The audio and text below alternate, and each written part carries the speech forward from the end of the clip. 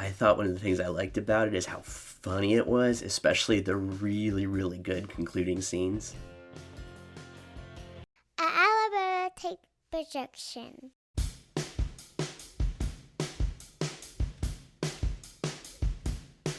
Hey, welcome. It's us at Taking It Down, where we give you a new angle at looking at television. Taking It Down is produced by the Alabama Take, a family of podcasts, and a site where you can find essays and articles on television, movies, music, books, sports, and even more. We at Taking It Down are me, I'm Blaine, the editor-in-chief of the Alabama Take. We also have a touring musician and former filmmaker, Adam Morrow. We have our specialist in media at a New England college, Mr. Donovan Reinwald. And we have Natalie Morrow, our resident expert in fantasy, sci-fi, comics, trashy reality TV, and plenty of Beyonce. Each week, this podcast is a short video segment featured on the Alabama Takes YouTube channel, where we open the floor for a little more than TV and streaming at times, or just an added TV segment. It's released each Tuesday evening around 5 p.m. Central. Taking It Down itself is audio only and hits all podcast apps, the website, and YouTube bright and early every Tuesday morning. Subscribe or follow in your favorite podcast app, and you won't miss an episode. Talk to you every Tuesday. Yep, it's us. It's the four of us. You'll hear from Donovan in a little bit. We've got him on standby. It's like an episode of Smartless, except we can see who our guest is. No, okay, no comment. Fair. All right. Oh, we love a Smartless. Donovan is the surprise guest. How would you introduce Donovan on Smartless if we didn't know he was going to be here? A gentle soul, media specialist, Southern expatriate living in Connecticut, and you guys would know by then. Boom, I almost thought it was Anderson Cooper. Well, no, not this time. We're here to talk about The Curse, and that's why Donovan's on hold, because this is spoiler territory. We haven't talked about The Curse since its first episode. It took me some getting used to, even in the midst of that conversation, but very much on board since.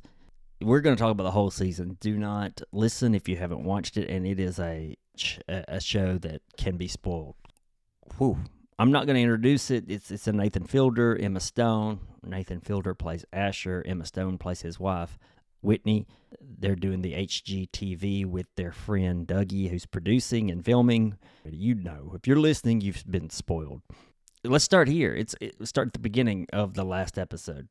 Anything you want to talk about before I get into the last episode? You know, we didn't check in between episode 1 and now, and I know we watched it at different paces. It just completely lost me at times. In what way? Like you couldn't catch up with the narrative, or you were bored? Bored. Yeah, me too. And kind of wondering, like, it seemed to meander. Like there were some episodes that I thought they really could have collapsed different bits of these 3 episodes into one. Whatever, but there were always little elements that breadcrumbs, like this is going somewhere interesting, and I ended up feeling like all of that was kind of necessary. I don't know if you feel the same, and me and Natalie actually haven't talked about this, because I'm pretty sure she was more tempted to bail on this than I was. Disagree. Okay. Do you agree that it got a little tedious in the middle? I mean, I see what you're saying. I know what you're talking about with that, but it never once bothered me, because I think I still have no idea what the show is about or what it's trying to say. So like it just felt like a really bizarre like slice of life. Here's some little things that are happening. We're not going to get a resolution on any of them, but it doesn't matter. Yeah. I guess I just felt that it was, as I learned to watch the show, tedious is the word I would use more than bored. Like some of the points got a little redundant. I thought there was a literal Chekhov's gun that they were just not interested in resolving at all, really. It just meandered its way through, but to a place that I thought was really, I ended up loving it. I'm pretty curious about doing a rewatch now.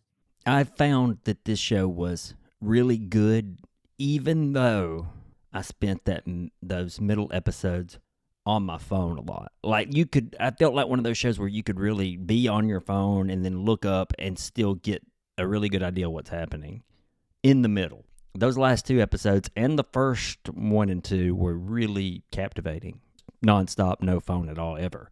You could almost call some of those episodes like mood pieces more than narrative, or at least full of that kind of thing. Yeah. Because it always looked beautiful or Mhm. weird or unsettling or whatever. All of which we really talked about in episode 1. It just maybe stretched. Let's talk about this last episode, though. It's worth noting to start that Rachel Ray's guest was Vincent Pastore. Now, you guys probably know this, but he's famous for his role in The Sopranos, as you guessed it, as Big Pussy. And in a show with 2 characters who have micro penises, that's stellar. Also, he doesn't have a cookbook out. There was no cross promotion here. That would have been great, though. That would have been, and he probably doesn't even sing. He Probably didn't. not. He didn't sound like a singer to me. All right. Well, let's get right into it. When the camera pans to Asher on the ceiling, my chair was reclined. I was just kicked back in the recliner. I sat my seat up and I thought, here we go. Natalie was looking down when that happened. Did you rewind it? Yes. No, you I did. looked at her. Yeah, but also my jaw was on the floor. Like, what is about to happen? Because I didn't know. Obviously, once you've seen the whole thing, I could have let her finish whatever she was doing and look up. He wasn't going anywhere from the ceiling, but because it's not really a jump kind of program, but it also wasn't a dude on the ceiling kind of program until that moment. So I didn't know what was coming next. What was your first thought? I remember mine, is why I asked. I thought, oh shit, he's the guy who's been watching and filming them. You know, you get a sense that, yeah, they're filming an HGTV show, but there's also someone watching or filming them. And I thought, oh shit, he's up there spying on her. That was my immediate first reaction. But then I was like, no, he's up there by gravity or lack thereof. I thought briefly that maybe he was gonna be some, I don't know, like mythical creature that has actually been sleeping on the roof every night and just doesn't get caught. You know, that Like he's some sort of resuming, vampire kind of thing or something. yeah, or something, some mix of like some folklore between all the different traditions that they're messing with. Oh, yeah. I did try to connect it to Native American story in my mind during the playing out of this. I thought for sure she was going to give birth to him. Well, That was We're my still not thought. sure if he didn't, but yeah, that does seem like a fair assumption. His unfortunate series of events here to end the episode, it is very much a rebirth. That seems to be right. Like they were trying to do with the whole town of Espanola. That everything they were trying to do there in that town just didn't work out and made things worse. And everything that happened to him didn't work out and got worse. And he's cut from the tree, stripped from the earth in a way, and Whitney's cut open at around the same time to give birth, the cutting of the umbilical cord, maybe. It all ties to birth and rebirth or death. since you've talked about it, the scene, I don't know if we were going to slowly work our way through the house and to the porch and then to the tree, but we've been to the tree and cut loose. That scene, for it to go from like her crawling around the house, Yeah. which was just funny. I know that this is a super tense moment, but Emma Stone having to crawl around the house because they don't know what's happening and is it magical, is it not? All of these things were funny. You can't help but think this is physical comedy. But then the switch from that to where he's hanging on and you can feel the desperation on the tree branch and the way that he screams when they take the chainsaw to it, that's like pure horror. Mm-hmm. I mean, he did such an amazing job selling that.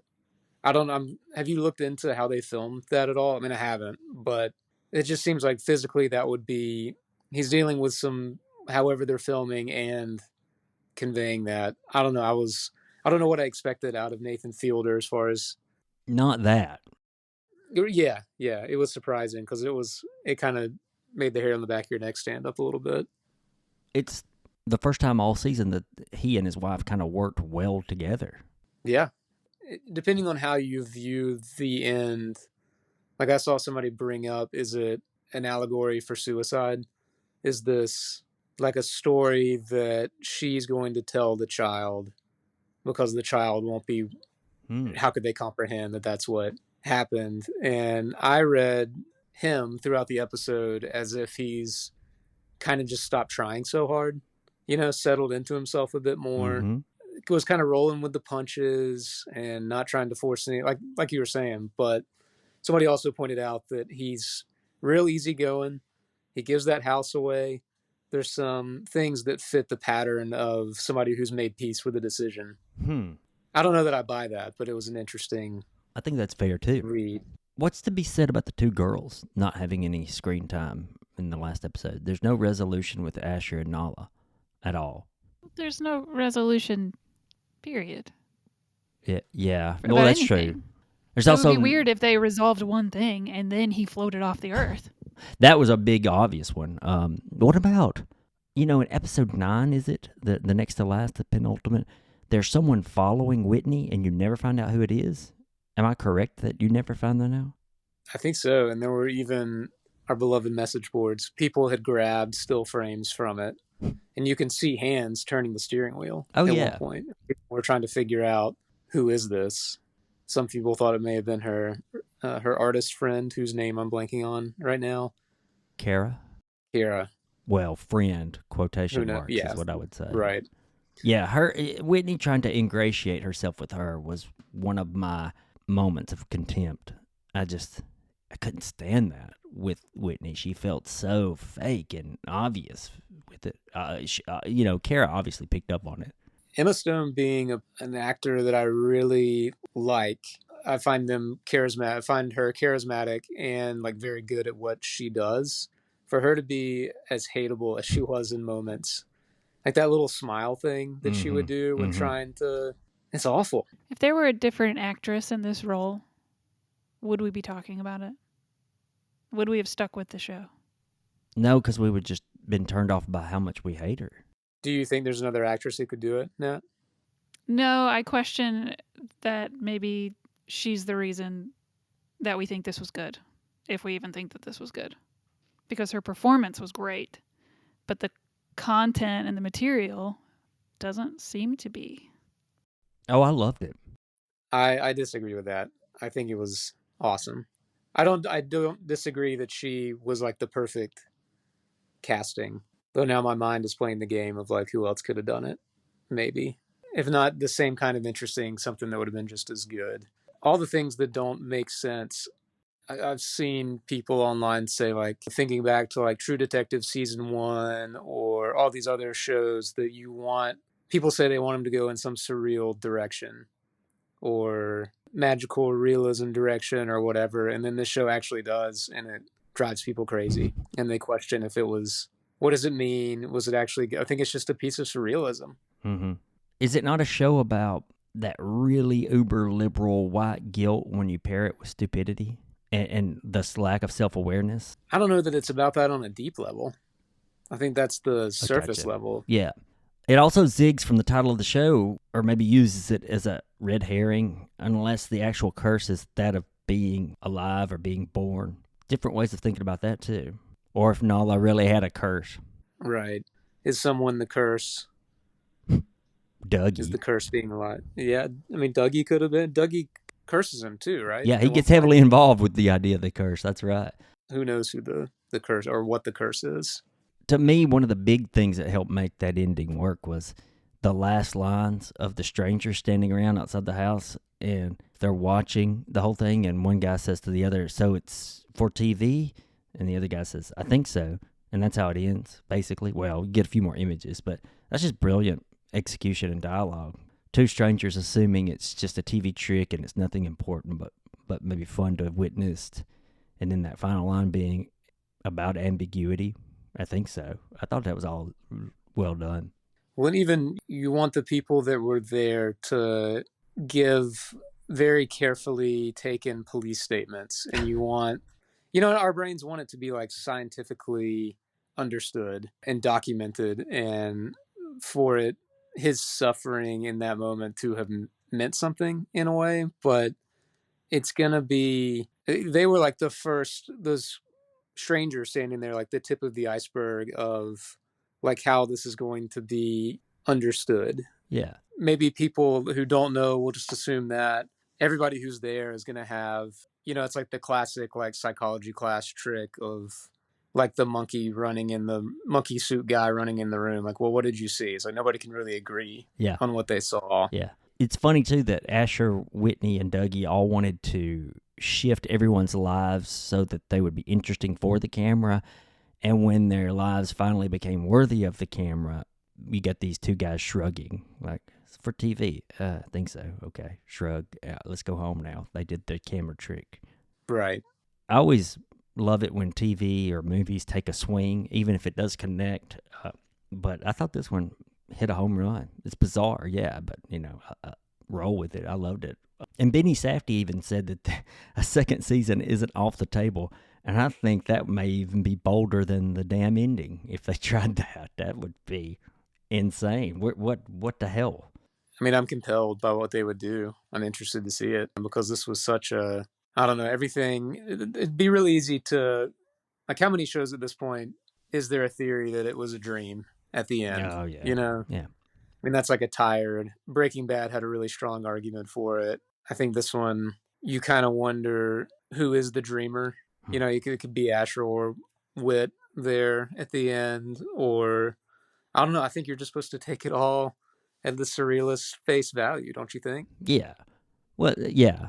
There's a couple of notions that it could be a play with Judaism and its comparisons to Native American culture. That's kind of stated outright by Asher a little in the finale. Well, and they live in I know I'm not fully up on my Jewish tradition of the mirror and how important that is. After somebody dies, covering the mirrors, all that sort of thing, and them living in that house. And there's just a lot going on. I've also seen it argued, Natalie, you got to jump in here, that at the end, I mean, what do you think is face value, or do you think there is some metaphor going on? I mean, I have no idea.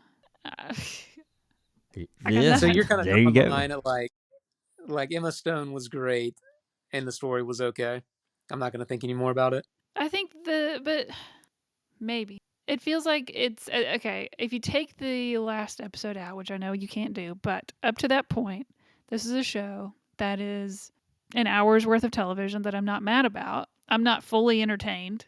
I'm not fully locked in, but I'm watching it and I'll choose it and I'll be like, yeah, let's watch that tonight. In my head, I'm processing the final episode in that exact same way.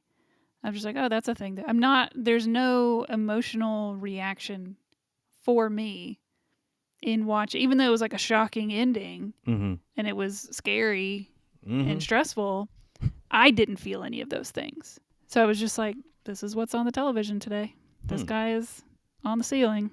I tell you one thing that maybe sold me on the ending and loving it as a whole is in that penultimate episode, Asher gives that pretty captivating monologue at the end that she wouldn't have to tell him if she didn't love him because he would just disappear. And then he does that almost literally. That felt connected and done in a way you just don't see. So that's one of the big reasons I think I liked it. There's been some hefty arguments online about if what you just said is the case and now she has this child that is the first thing that she's truly loved or deeply connected with. And there's other people who think that at the end, she's still just acting. Yeah. That she's kind of mimicking the emotions that she thinks that she's supposed to feel. She fake cries. She even looks to the camera. Mm-hmm. To me, it seemed, maybe it's me being a bit naive, but it seemed like Asher had settled into his own skin a lot before being catapulted through space, and that she had finally found some grounding and like a peace from whatever inner turmoil, feeling guilty about her parents, but also still wanting to be the special little snowflake, and all of the bullshit that she does through the season, all of their bullshit seemed to melt under like actual some form of like self-actualization. Yeah. They transcended their old bullshit, but maybe not. I don't know. There are tons of ideas about this ending and how it points to other things throughout the season. There are two things I haven't seen much about, if any, and I'd love to read. One is, who's that person driving and following Whitney, and is that the person that's kind of point of view we've been seeing almost throughout the whole thing? And the other is, who were those people in, what's his name? Ashbeer, the rental house. Yeah. Who were those people in his house that you barely see? And This is a much debated thing. what have you heard? The interaction obviously makes us feel kind of gross. Yeah. Because It almost felt like they were cooking meth or something in that house and he didn't want it to be seen. It was weird.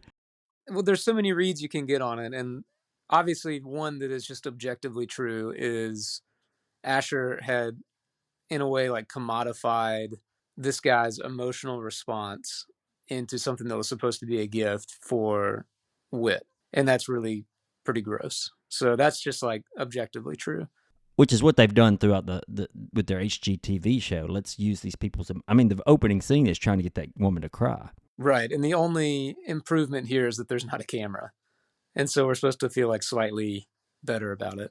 Then maybe we're supposed to feel, oh, this dude who they've kind of painted as like this, innocent guy who just needs a chance, maybe a little naive, has actually been kind of conniving the whole time and possibly a criminal. Yeah, I got that read too. So you're kind of supposed to like question, like, well, that they're questioning, like, why are we even trying to help people in this town? Yep. When they're maybe just fundamentally not good people. A very similar thing happens with the security guard that they've hired. Well, he was first hired as a coffee to work at the coffee shop. But yeah, when they all show up with their guns, you're like, that was horrible. We've taken on more than we actually know how to handle. Now that was a scary scene. It was. But then the other reads are, Ashbeer being a bit gruff and wanting the paperwork and stuff. And he's clearly maybe been left out on a limb before and he just wants it all solidified, but he's also going to owe property tax. It's like he had a very adult reaction to kind of like a kid's fantasy of being nice, being a grown-up. You know what I mean? He sees immediately the problems with their plan and how it's in some ways going to be a burden to him. Yeah, but to me that all goes back to he's not going to cleanse them of their guilt, them being his savior. He's not going to allow that. Or it's not as clear cut as that. Well, and it could just be as simple as he had friends over. It could be like, get the fuck out of my house. I'm hanging out. Yeah, right. I'm making hot dogs again. Yeah, maybe it's they were there in case they tried to evict him. I mean, maybe he was moving stuff because that's true because he thrown out. He did think that was the day. Several months have passed and they haven't been around, possibly, and they call out of the blue and ask to stop by. That's probably not like a good sign for what this guy has been through. So here's my theory. He has killed both of those girls. Okay. I'm just kidding. I'm not going there because it's not a real theory I have. I love ambiguous endings that are well done. I don't like it if they're ambiguous just to be ambiguous. Like I bet Nathan Fielder and Benny Safdie have a couple ideas that they probably are with. Maybe not. Hell, maybe there's like Can I give you my theory on this? Yeah, fire away. I think I've decided that when they sat down to write something, or even before they sat down to write something, they were just sitting down for a coffee or a beer. Or a joint. And they thought, what's fun to do? Like theorize about our favorite television shows. Like that's just so fun to like think about like what did this thing mean in Mad Men or in Breaking Bad or whatever the hell. What if somebody just wrote a show for those people? And that's what they did. Here we are. I don't think so. Because I think it's too good. I think it's a really well done version. But I think there's just so many nothing is resolved. And I'm people okay are with going that. nuts about it. And like the internet loves it. Yeah. Articles love it. Mm-hmm. And it's really well done. Well, Nathan Fielder's famous for fucking with people. Yeah. That's his claim to fame. Nat, what you just said, you get a show like Westworld. That's what happens. Well, this is just, they watch Westworld like, we could do this better. Yeah. I think this is too... I mean, that could be the intention. I don't know. I just get like... It was a whole lot more of this makes sense and this kind of makes sense and here's a little bit of mystery. It's not that big. This makes sense and then we're going to do this for 9 episodes and then what if in the 10th episode about halfway through he just gets sucked out of the sky? Wouldn't that be hilarious? That's I think the conversation they probably had. Like, yeah.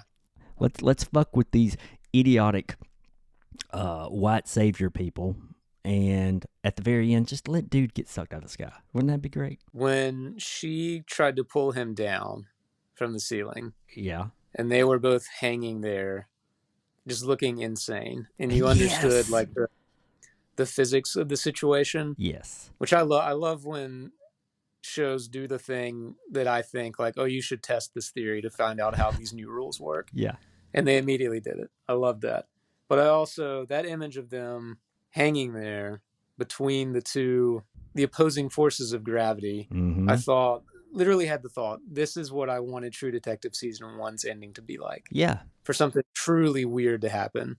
And this is the first time outside of like Twin Peaks The Return that I can think of something like truly compelling and bold. Yeah. Me too. And they were in like a fetal position together, like you Yeah. imagine twins to be in the. So good. Yeah, I thought so too. Look at us now. We are the nerds. Yeah, well, They did it. They got you. Yeah. I'm okay. Suckers. I'm okay with it. Yeah, let's take a break. And on the other side, speaking of mysteries, we're going to wrap up the mystery of Fargo and begin the one with the most recent episode of True Detective.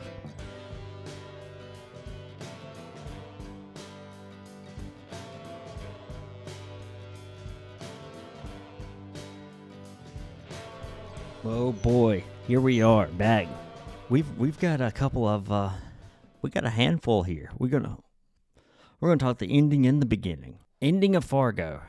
Heavy on the We got snow, some snow, if you can snow believe it. shows. Yeah, we're gonna talk the end. Let's start with the ending of Fargo. Let's say goodbye to Fargo for now. I'm not gonna set it up much. I will say that this segment is probably for 87 Jetta and Mark Falk. They have both commented recently about our coverage of Fargo. And by the way, Mark Falk, known as Semi-Athletic Online, good tunes from him.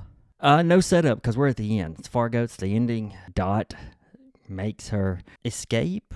She gets rescued. Kind of a little of both. It's definitely. Little both, yeah. I think one of the slips of the show from its previous seasons is that it didn't use its setting nearly as well as it does this go around. Like the seasons 3 and 4 specifically Mm-hmm. didn't open up its imagery and use it to match with the stories it's telling as well. Like that opening shot of the frozen lake and the ice fishing cabin. Do you remember this? When Mook Uh-huh. has Gator in there, yeah. And I apologize because I'm honestly talking about the penultimate episode here. Yeah, I know what you're talking about, yeah. Yeah, I felt like that whole opening scene is a masterclass on shot composition where so many of the images told a story on their own. They get Yeah, this was a good looking season, I think. I think I would agree. Not that I liked season 3 more than 4, but I do think I tend to agree with you. Maybe it's just playing the old hits, but the big kind of open snowy landscape works for the story. Or it does for me, at least. I don't know that it really didn't decide on a theme, stick with it, and really dig in. I thought it did that. What do you mean? I don't know that the other seasons have done this as well, where they had a couple sorry. of themes. I think I misheard you. Oh, okay. Yeah. And not to belabor the point that we're both happy about the show's return to form, but it's easily the most quotable the seasons have been in the last 3 or 4 attempts. And that's thanks in large part to Gator and on the Munk. I was very high on this episode. Yes, And, the last one. Let's get into the last one for sure. I thought one of the things I liked about it is how funny it was, especially the really, really good concluding scenes. Yeah. It's just very, this is maybe their darkest season in some ways, or exploring some very dark things. Yes. But there's been a lot of funny stuff in it too. And it's really, I think some people that doesn't sit well with them, I think it worked for me. Yeah, it works for me very well. I still walk around quoting Munk when he says, "You say woman, I bring one man. You say tiger, I bring different men. Cost 3 times as much." Love it. Yeah, I live here now. beautiful Like stuff. the scene where he's in the tub and she's like, "What do you want?" And he slowly turns and looks at you and he goes, "Pancakes." Something I didn't pick up on until the penultimate episode is that she's a tiger and she is married into the lions Yes. Well, how did I not notice that? She's a tiger, but she's a lion by name. Mm-hmm. But her true nature is a tiger. Talk to me about the long domestication of Una Mjuk. Oh my gosh! First off, I was laughing the whole time, mostly because Mjuk and Wayne play so well together. Yes. As Mjuk is like saying some kind of like like he's like, talks about like he joined a Native American tribe and then they were exterminated. And he's like, I didn't talk for a century. A man did not talk for a century. And Wayne's like, gee, I don't know if I could go a whole hour without talking. It's just, He gives the Midwestern nice. Yeah. just like poor sweet. And I also kind of loved Wayne because I think it really showed up something that we kind of talked about a little bit, where it's like Wayne is like not of the two, his wife is the stronger, but he contributes, he loves her, he's gentle, and she loves that about him. Yeah. And that's part of what I think shows up in him just trying to accommodate this very strange, stranger that showed up. Yeah. And I loved that there like was this kind of hardcore of like so opposed to John Hamm's character, the sheriff, Roy Tillman, who's kind of like looking for this apocalyptic fulfillment, blood and violence, and the he's an emissary of God.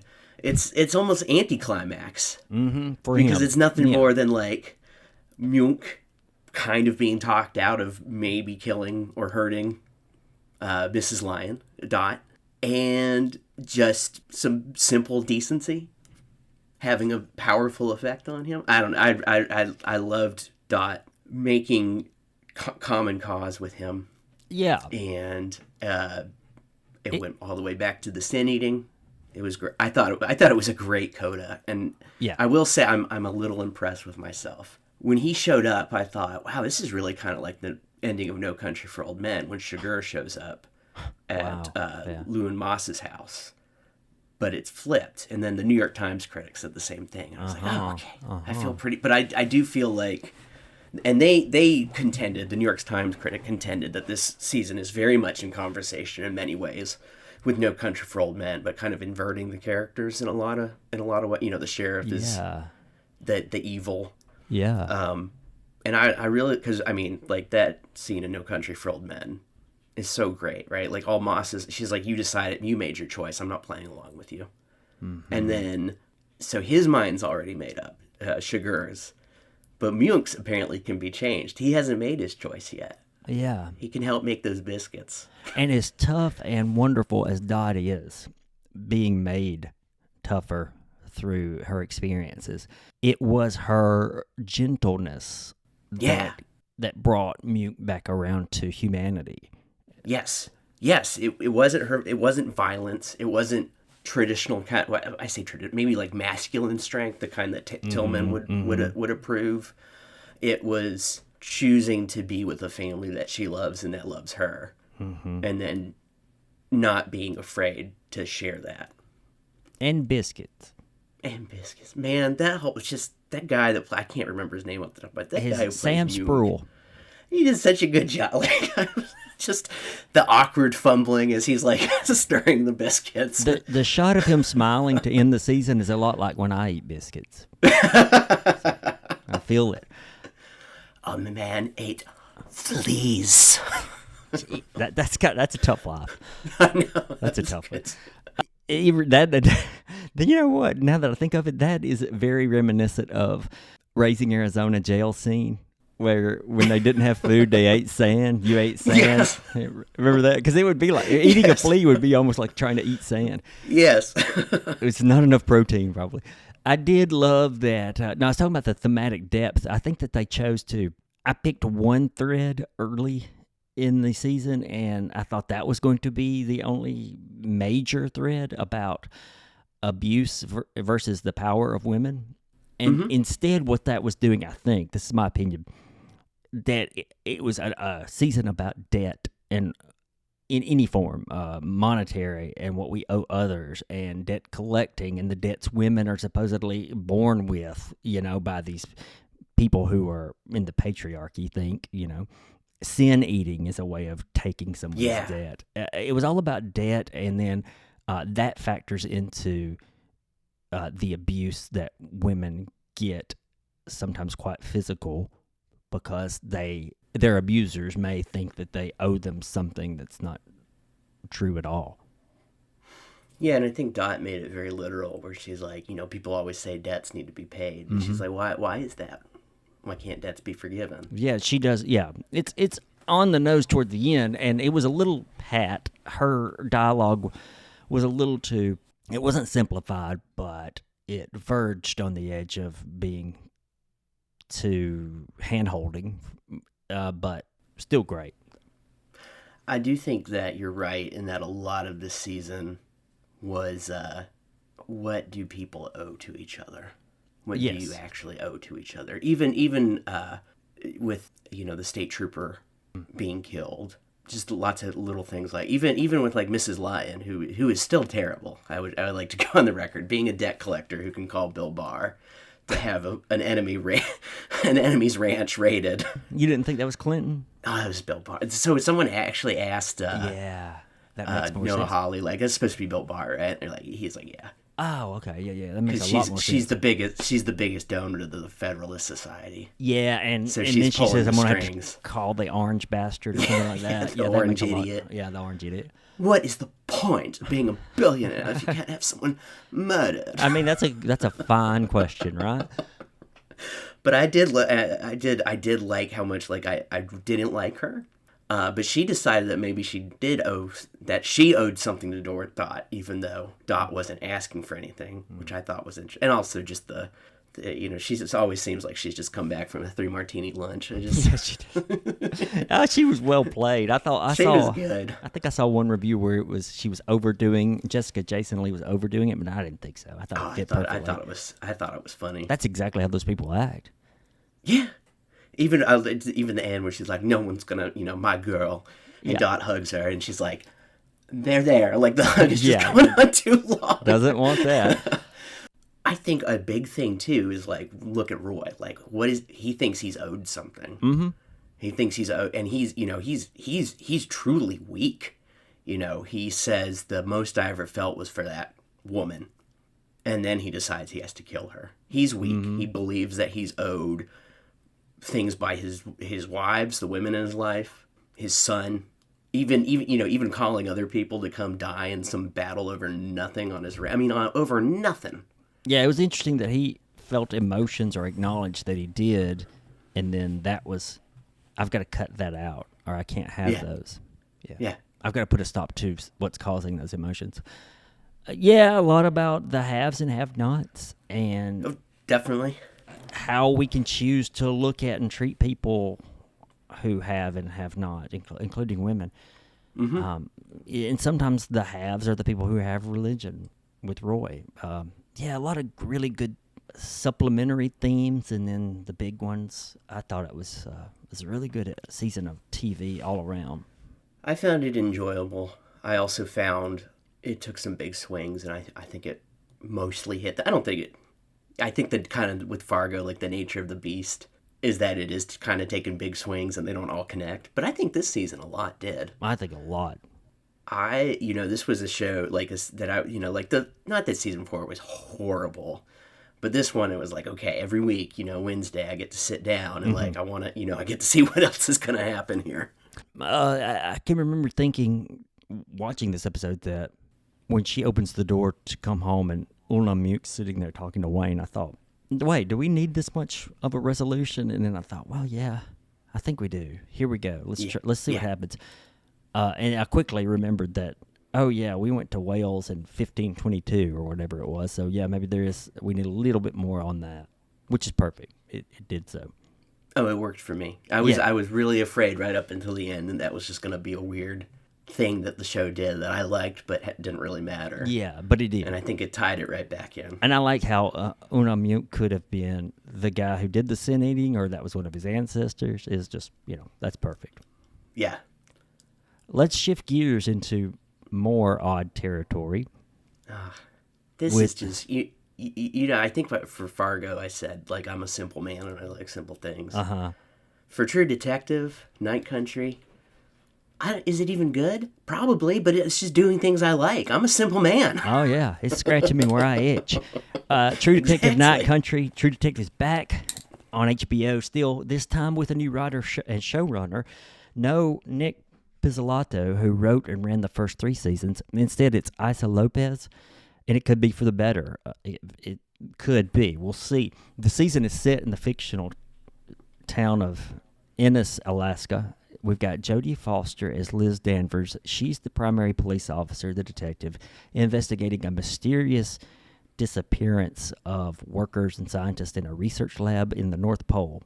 And boxer Callie Reese, I think is her name, she plays the secondary investigator, kind of a frenemy to Liz Danvers' character, the character of Liz Danvers, Jodie Foster's character. She's a state trooper named Evangeline Navarro.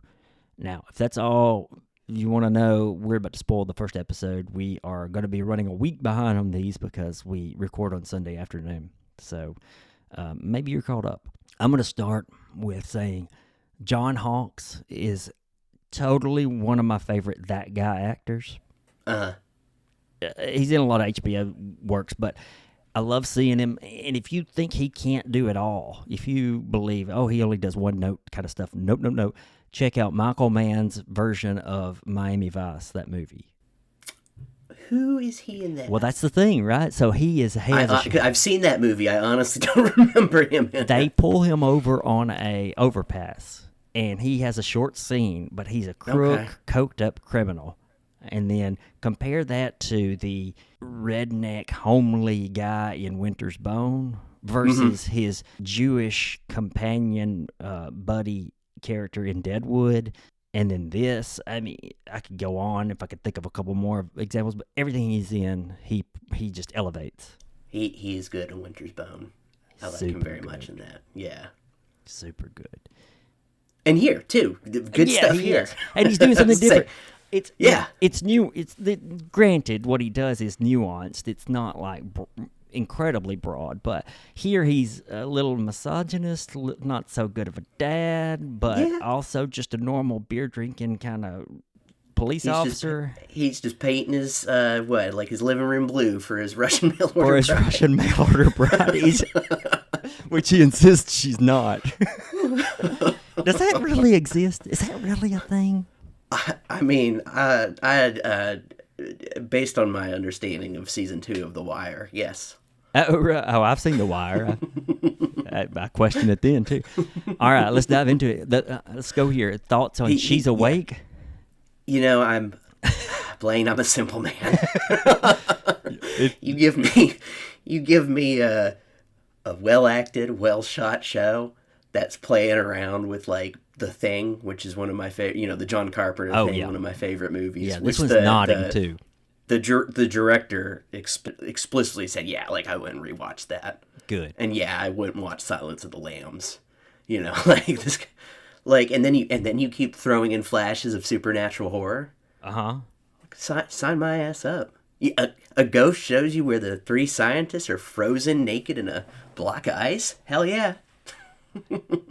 Yeah. It all begins with that opening scene or two where the guy comes in, he looks rattled. He actually looks like he's on drugs or some sort of spell. He says she's awake. Yeah, like he's shivering. He's shaking, or like shaking, convulsing almost.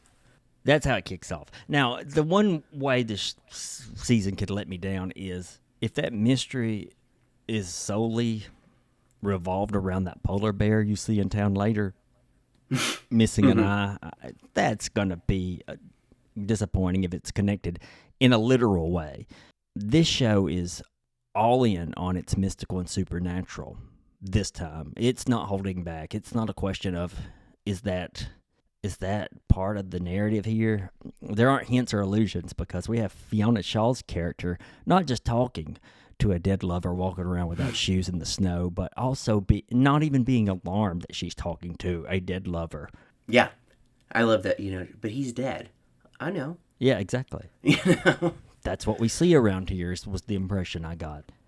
Also, damn, just how good was that? I am kind of free associating, but like you could. It's actually pretty easy to make a a bad show that also pushes all these buttons. So how great of a decision is it to put Jodie Foster in the center of it as just this kind of like tough as nails, doesn't give a shit, or not exactly that, but like you can't rattle her. Yeah. She clearly is not. She's clearly not open to the idea that the spirit world is talking to her. You know, she pretty explicitly makes fun of spirit animals, and I don't know, but there's just like that kind of like hard-headed rationalist who, you know, she doesn't want to even admit that she's listening to Navarro, but like, yeah, you know, she goes and looks at the old cases. Even just she was great. I'm so excited that they've really centered this around her. And Me too. I'm sorry, I can't remember her name. The boxer who plays Navarro, Reese or Rice? Reese. Yeah, something like that. I just that was just good. Yeah. You know, I just loved it being the center of it. Like, it was so enjoyable to watch. Jodie Foster's one of the greats. She can She sell. truly is. She really is, and you forget that until you see her here, because she hasn't done acting in a while. She's been directing a lot. Yeah. I one of the things I love about Jodie Foster is, you know, she's one of those actors where she just kind of jumps into a role. Mm-hmm. And you're like, you know, like, I've never seen you in this particular role before, but like you're the most authentic thing I've ever seen, right? You get a sense that the show nails wants it. to play around with the idea that she was Clarice in Silence. Yeah. Oh yeah, definitely. I love definitely. that too. She can sell irritated as well as anyone, which is a character trait of Danvers, it seems. But she also does well to pepper it with this highly unsentimental caring Yeah. that she does Yes. for Hank's son, who probably has a little more than resentment for his dad Yeah. somewhere. Oh, I was just gonna say, she's not an asshole. She No, just is. no. She's just tough. She's you just know, like, you can tell rugged, she's tough. a little grizzled. Grizzled. We have yet another detective show about parenthood and motherhood here. Yep. It's going to be a lot more focused on female characters, and this new setting that feel paired with the new setting, it's just a breath of fresh air. I think that if they have an opportunity here to lean into the darkness as sort of a pre-birth, or, you know, dealing with the idea of womanhood, I think could be really captivating and interesting thematically. It's honestly got a lot in common with what we're talking about today. Mm-hmm. But yeah, so we begin with this epigraph that says, "For we do not know what beast the night dreams when its hours grow too long for even God to be awake." And that's a big pointer to where this could all end. The line actually comes from the narrator of Robert Chambers' story. I forget which story, but it's the story that motivated or was the impetus of the first season of King in Truth. Yellow. Say it again. Sorry, it's The King in Yellow. The King in Yellow. There you go. Thank you. Yeah, which I really loved them tying that back in. Have you to read the Chambers. story? I have. Is it yes. good? It's like, he's not like the greatest writer in the world, but I would say that it's pretty good, you know, because it's basically this guy finds this play, like this cursed play that's never called The King in Yellow, that's never been put on. yeah. And you know, I could do kind of like stuff where like they find a book or whatever, and it's like, oh, that's the insanity book. You're insane now. Yeah. It is very much written in that kind of descendant of Poe sort of way, if that Yeah. makes sense. It Oh, could be a okay. little, although Poe is a better writer. Yeah. I love. But I would say if you can read a good H.P. Lovecraft short story, Yeah. if you can get through that, you can read this, no problem. It's worth reading. It's not that long either. Also, another sign of this being centered around womanhood is Navarro, the state trooper. She really wants to focus on Anna, who was a native lady murdered, seemingly for being an activist or causing a little stir. Her murder occurred as Danvers had only been in town a little while. She was not the chief, or she was not the lead detective or whatever, but she had just been in town not very long. And it could be very well that it's probably her tongue that's found in the lab when the officers arrive. This murdered lady from however long ago. Yeah, a couple years back at least. Yeah. Interested to see how that's going to come around. I mean, and obviously, I mean, it's so on the nose, right? But like the tongue, the voice, like who gets to speak for you? Like she can't anymore, right? She's dead, and she's literally dead, and then she's metaphorically had her, I mean, she's literally had her tongue cut out, but she's also been, silenced. Yeah. In that way. But the detective can still speak for her. Not the detective, the state trooper, Reyes. Although she is a detective, can still speak for her. Right. And can tell her story and can advocate. Obviously, we're going to see more of that tension, right? Because, like, no mine, no town. Even her own brother was a miner, or is a miner. Uh-huh. And kind of it has some of those sentiments. These characters feel immediate and real.